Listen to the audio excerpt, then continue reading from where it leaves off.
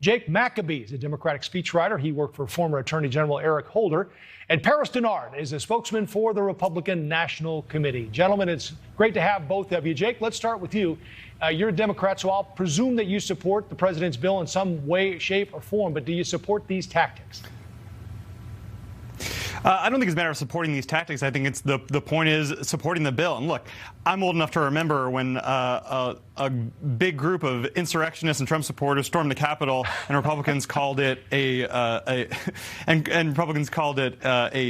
a tourist visit. So it feels like a little bit much to be doing a lot of pearl clutching about, whether some activists are being rude to senators. The bottom line is that this is an important bill and people really care about it. We're talking about funding for health care. We're talking about funding for working families. We're talking about funding for jobs and infrastructure and clean energy. This matters. And what people want to know is where we're headed. And I think that's what we should be focusing on. That's what people are excited about. That's what people are interested in. Paris, what do you think? I think it's really sad and unfortunate that my colleague here could not denounce the actions that happened. It's clear that what this is intimidation, it's harassment, it's wrong. It's not part of the game like President Biden tried to say. It's what Maxine Waters talks about when she said become more confrontational with Trump supporters. It's what Terry McAuliffe, the person who's running for Virginia governor again on the Democrat side, said for unvaccinated people, we need to make their lives more uncomfortable.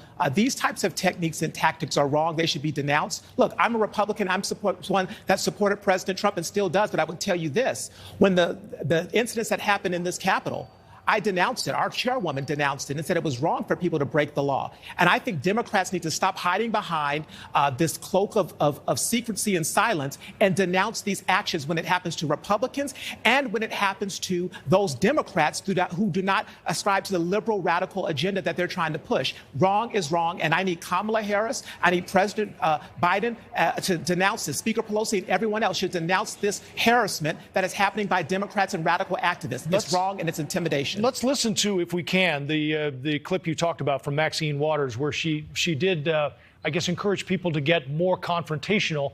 She said this a little while ago, but it certainly is coming back now. Let's listen. What should protesters do? Well, we got to stay on the street, and we've got to get more active. We've got to get more confrontational. We've got to make sure that they know that we mean business. So, Jake, is there any doubt in your mind that what we're seeing here is harassment, and are the Democrats at all to blame? Well, first of all, I think, and my colleague here, I think misstates the facts because President Biden has denounced this. So has Jen Psaki from the podium has said this. That following someone into the bathroom is not acceptable, and I think that's fine. I think that's plenty.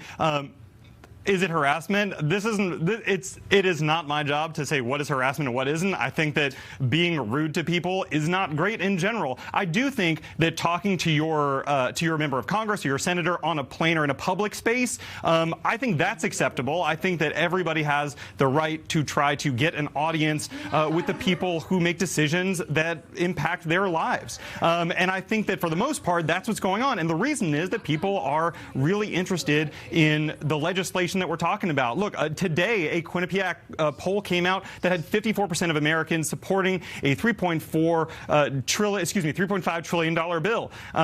And only 40% opposed. So there's a real groundswell of support for this bill, and people are really interested in seeing it pass. And I think you're seeing a lot of energy behind the bill. Right. Now, whether a couple of people are acting inappropriately, I think doesn't detract at all from the substance of the bill or from the important work that it would do to help working families, to help protect the environment, to help create jobs across the United States. But does that take away, Paris, from the argument or I guess the civility of what we sort of have come to expect?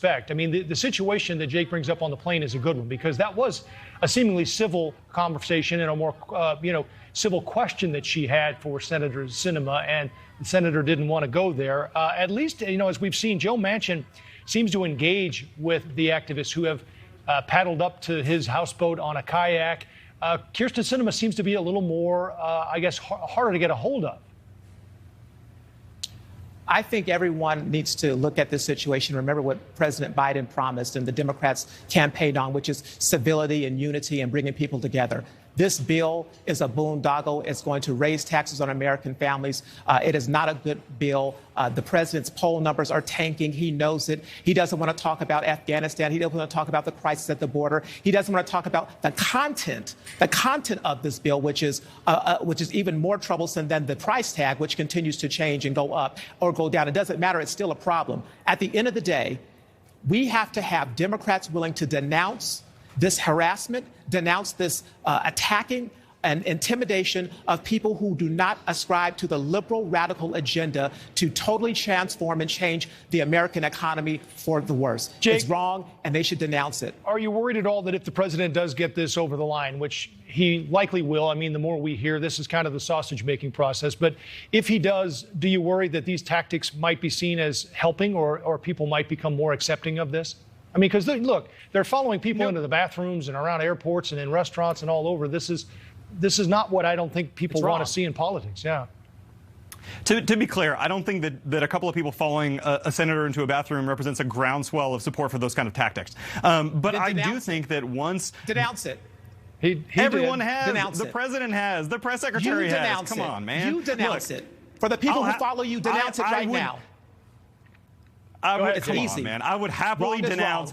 Please, people, do not follow people into the bathroom. It makes people uncomfortable. Now, to be clear, though, I do think that when this bill passes, it will provide incredible support for the American people. I think it is incredibly popular right now, as you can see from polls today. And that's at the $3.5 trillion number. That's $350 billion a year over 10 years for really important programs that people actually like and care about. We're talking about vision and dental and hearing aids for seniors. We're talking about childcare and tax credits for working families. We are talking about jobs and infrastructure and broadband. And the thing is, this bill wouldn't be this expensive if Republicans had spent any time during the Trump administration actually investing in any of these priorities instead of just cutting check after check for wealthy Americans, because that's all they had time for. And they added $8 trillion to the debt. And now we're sitting here trying to deal with their problem while also trying to invest in the kinds of priorities that Americans actually care about. Harris, are Republicans on board at all, even if this is at 1.5 or 2.1 or wherever it ends up, or are Republicans just a straight no?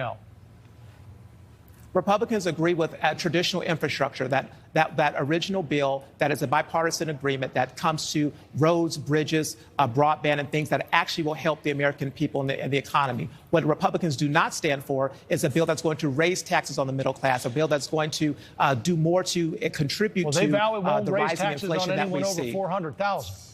I mean, it'll raise the corporate tax to the highest level of the highest tax rate on high earners. I mean, it'll be higher than China.